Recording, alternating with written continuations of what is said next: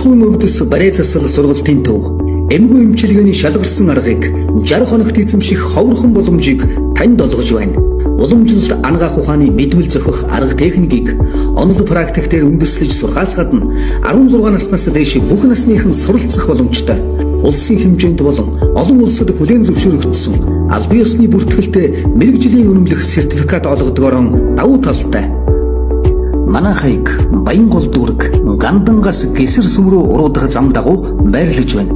Харилцах утас 80 тэг 5 тэг 6 963 5917. Бид бодит үр дүн гамлан оршихуйн өвдөс барай засал сургалтын төв. Сайн байцгаана уу? Энэ удаа та бүхэндээ өнгөрсөн 3 дугаар сард шийдэгдсэн нэгэн харамсалтай хэргийн талаар ярих гэж байна.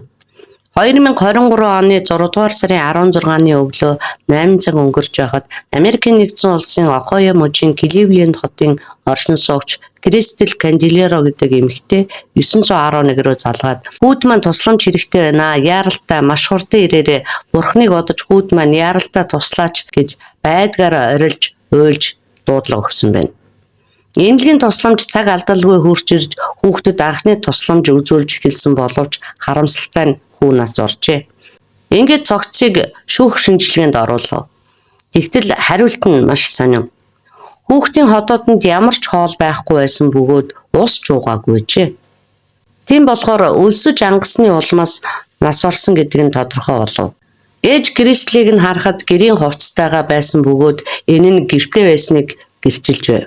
Тэгсэн ч гэсэн цагдаагийнхан Кристлийг тэр дорн баривчилж цагдаагийн газар авчирхад тэрээр өөрийнхөө бурууг хүлээсэн байна. Кристел Канделеро нь 1991 оны 9-р сарын 11-нд төрсөн бөгөөд 32 настай ганц бие ээж байжээ. Өрх толгойлсон ганц бие залуу ээж байсан болохоор мэдээж түүний хувьд аливаа саад бэрхшээл хаардаг л байсан байх. Тийм ч болохоор өөрт нь хань болох хүүд нь аав болох эр хүнийг дотроо хайж эрэлхийлж явсан нь мэдээж. Харин Кристел өөрийгөө ганц бие ээж гэдгээ хүүхэдтэй гэдгээ тэрхүү найз залуудаа хэлээгүй.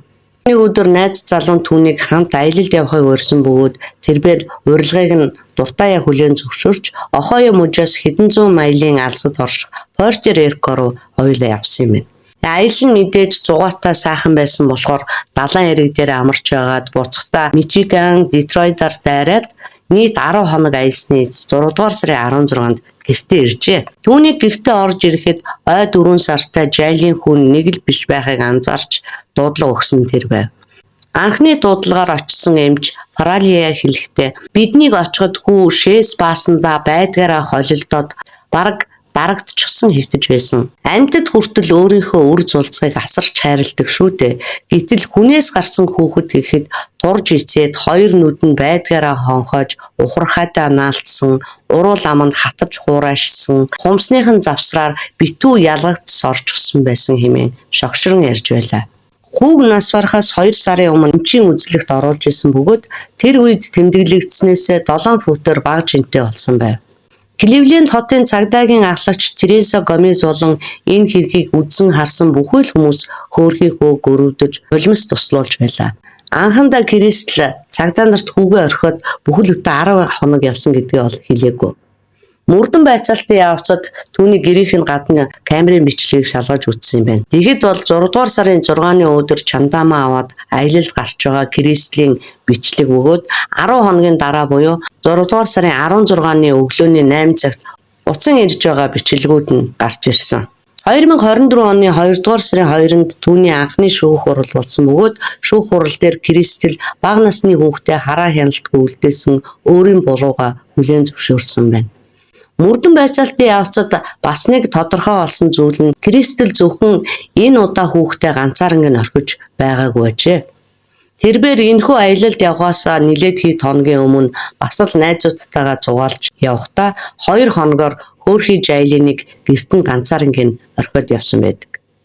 Урд нь намайг 2 хоног орхиод явхад хажууд нь тавьсан сүүгээ уугаад байж байсан. Тийм болохоор би түүний хажууд нь ус болон хэдэн шил сүү үлдээгээд явсан хэмээн хэнэгчгүй хэлсэн байдаг. Шүүх хурал дээр прокурор хэлэхдээ цагдаагийн болон түргэнийхнийг очиход Кристал Канделеро хэдийгээр аяллаа хувцас сольж өмсөж, гэрийн хувцас өмсөж амжсан байсан ч хөөрхий охины туулсан аимшигт түүхийг нууж чадаагүй гэж хэлсэн байна. Охины туулсан зовлон шаналл, айдас түгшүүр, өлсгөлн тарчлаан хэдэн өдөр хэдэн цаг үргэлжилсэнийг хэн ч мэдэхгүй. Энэхүү аимшигт мэдрэмжүүдийг биеэрээ туулаагүй болохоор бидний хэн ч ойлгож чадахгүй байна. Шөнийн харанхуйд Кливленд хотын гудамжаар хөөрхий бяцхан охины аврал ирсэн уйлаан хэрхэн цахиртан цойротож байсныг хэн ч сонсоогүй бөгөөд хэн ч түүнийг аврахаар ирээгүй. Аргагүй шүү дээ. Авран хайрлаж энэрн нэгүүлсэх ээж нь түүнийг орхиод алсын явсан юм чинь. Харин хөршайлынх нь хаалганы хонхны камер нь 16 сартай охины уйлан бархирах чимээг ялангуяа ээжигээ явснаас хойш 2 дахь хоног дээр илүү тод уйлж байсныг нь бичин үлдээжээ. Энэхүү түүний уйлах чимээг Жайлины уйлах чимээ гэсэн нэртэйгээр TikTok дээр тавьсан байна лээ. Та бүхэн сонирхох нь биз? Их хүүхэд хоёрын холбоо бол хамгийн цэвэр ариун, хамгийн ариун нандин холбоо байдаг. Энэ холбоо бол хайр, итгэлцэл, говьд шантаршгүй хамгаалах сэтгэл дээр тогтдог юм. Тийм болохоор чи хамгийн өөдгөө, хамгийн увайгүй оруулалтыг хийсэн хэмээн шүүх хурал дээр прокурор Канделерод хэлж байлаа. Тэр бяцхан хүүхэд хэн нэгэн ирж аврахыг төвчээртэй хүлээсээр байсан. Хэрвээ та хүссэн бол үүнийг зөвхөн утсаар яриад ч хийж болох байсан. Ойр дотны хэн нэгэн лүгээ утсаар залгаад би хүүхдээ гэртээ ганцаарнгийн үлдээсэн, хоолунд өгч харж асарч байгаарэ гэж та хэлж болох л байсан. Өлсөж сангасандаа амьд үлдэхийн тулд үрчин баасаа эдэж байх үед далайн иргэдээр чиний авахулсан зургийг би харж байна хэмээн шүүгч яриандаа хэлсэн юм.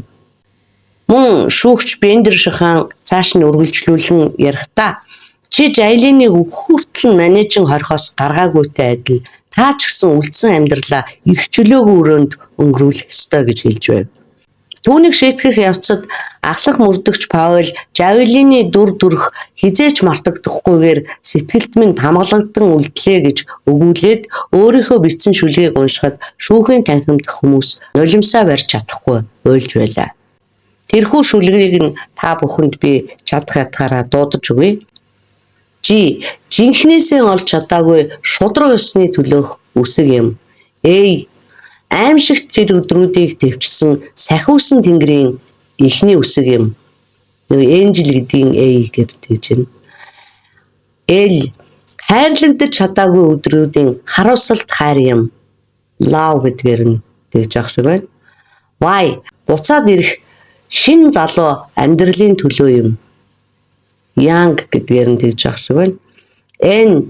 Тэр өдөр Жайлины олж авсан шин мөнхийн амьдрал юм хэмээн Жайлины нэрийн латин үсгүүдээр нь толгойлоод ингэж бичсэн байлаа. Хүмүүс ийхүү шаналн гашуудаж байхад харин Кристлийн ээж аав хоёр охиноо өмгөөлөхийг оролдож байв. Аргагүй л дээ, өгтөл үр харам гэдэг болохоор мунхаг тэнэгч гэсэн өөрийнх нь үр юм болохоор харж байгаад яллуулах нь хэцүү байсан биз. Ээж Кэти Торрес нь шүүхийн өмнө хэлэхдээ энэ бүхэн бол миний охин Кристлийн буруу. Гэхдээ охин маань сэтгцийн өвчтэй зүгээр байж байгаад гів гинт тухайн алдаж татаж ундаг байсан бөгөөд удаан хугацаанд эмээ уухаа болсноос хойш сэтгэлийн хямрал төгшөөр нь түүнийг байнга зовоож аливаа юмд зөв шийдвэр гаргаж чадхаа болчихсон хэмээн ярьж байв. Харин Канделеро Кристл өөрийн тухай сүүлчийн үгээ хэлэхдээ би өөрийнхөө хийсэн үйлдэлийг зөвтгөх гэж байгаа юм биш. Гэхдээ намайг ямар их зовж, юу туулж байсныг хэн ч мэдэхгүй. Би өдөр бүр Бурханаас өршөөлгөөн залбирдаг. Бурхан болон Жайлин хоёр намайг уучлсан гэдэгт итгэж байна хэмээн хэлсэн байдаг.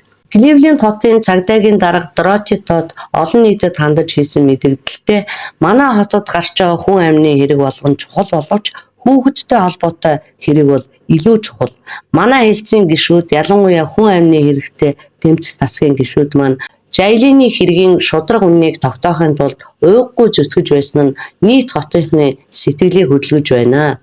Бид нийгмийн аюулгүй байлгах ялангуяа ийм утга учиргүй хүчирхийллийн хэрэгүүдээс сэргийлэх хэрэгтэй гэж ярьсан байна. Ингээд 2024 оны 3 дугаар сарын 20-ны өдөр болсон тангарахтны шүүх хурал дээр шүүгч Брэндон Шихан яллагдагч Канделеро Кристэлд хугацаанаас нь өмнө судлагдах боломжгүйгээр бүх насаар нь хорих ялыг оноосон байна.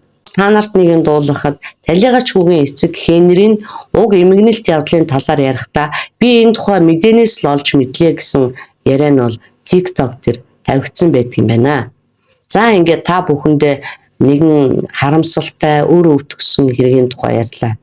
Эрэгтэй хүнтэй харилцахын төлөө ирчүүдийн өмнө өөрийгөө цэвэр ариун сайн сайхан харагдуулахын төлөө үр хүүхдээ нуудаг эмэгтэйчүүд манай улсад ч бас бичгүй байдаг. Үр хүүхдээ нууж байгаа нь тэднийг юун цэвэр ариун харагдуулахтай мантай харин ч хамгийн арчаагүй, хамгийн дорой, хамгийн хувиа хичээсэн харагдуулдаг гэдгийг ухаардаг байна. Харамсалтай.